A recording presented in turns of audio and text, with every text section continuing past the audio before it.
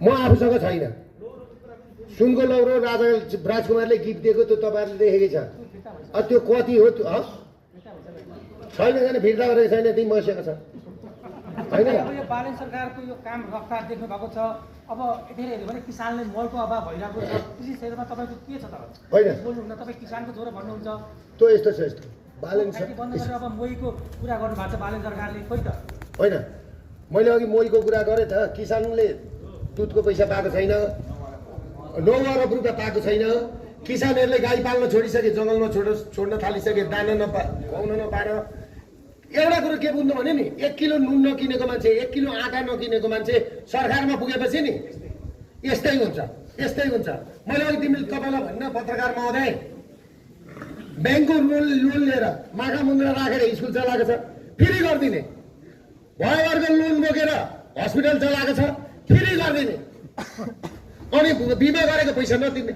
बिमाको रेट बढाऊ, राम्रो गर न। हामीले सुविधा दिएकै छ त, बिरामीको उपचार गर्दैकै छ त। हिजो प्रचण्ड र केपी ओलीको भेटघाट लगभग आधी घन्टाको त्यो अब त्यो फेज आउट मान्छेहरू मिलेर केही अर्थै हुँदैन। त्यो पास मान्छेहरू मिलेर केही, अब प्रचण्ड र केपी ओली मिलेर के हुन्छ? तपाईँ नि अस्तिसम्म र अस्ति तपाईँको भिडियो मैले हेरेँ, मैले प्रधानमन्त्री भयो होइन, मलाई यस्तो कुरामा चाहिँ मलाई एउटा कुरा छ। होइन, मैले बढी फेरि छैन। मैले 16 जना मारवाडी र 10 जना भनेको यो अमेरिकाको डिप स्टेट जस्तै हो यहाँको डिप स्टेट।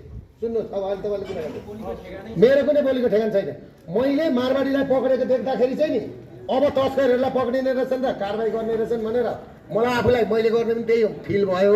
तर मारवाडी छुटे, मारवाडी छुटेपछि नि यो चाहिँ हात्ती आयो फुस्सा जस्तो भएर म आफै छक्क परिरहेछु क्या, छक्क परिरहेछु यिनीहरूसँग। अस्ति अचम्मित होइन, गर्दै हुन् कि जस्तो लाग्यो नि त, लाग्यो नि त। 64मा माओवादीले गर्छ कि जस्तो लाग्यो, आफैलाई गरे होइन। त्यही भएर म चाहिँ एउटा कुरा त्यो। र अर्को कुरो तपाईँहरूले के बुझ्नुहोस् भने, भर्खर मात्रै, खोइ यहाँ मोबाइल ल्याउने भाइ, यहाँ हेर्नुहोस्, 16 जना मान्छे विदेशमा अलपत्र छन्। यो अलिकति तपाईँहरूले खिचिदिनु होला। यहाँ दुबईमा है। अब उहाँ आउनु भएको छ, उहाँ आउनु भएको छ। किडनी फेर्नुपर्ने, किडनी फेर्ने पैसा छैन। पहिला उहाँ जनयुद्धमा लडेको मान्छे होइन।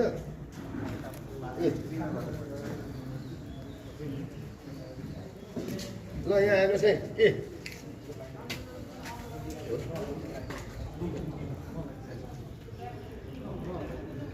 यहाँ हेर्नुहोस्, दुबईबाट 16 जना मान्छे अलपत्र छन् अहिले।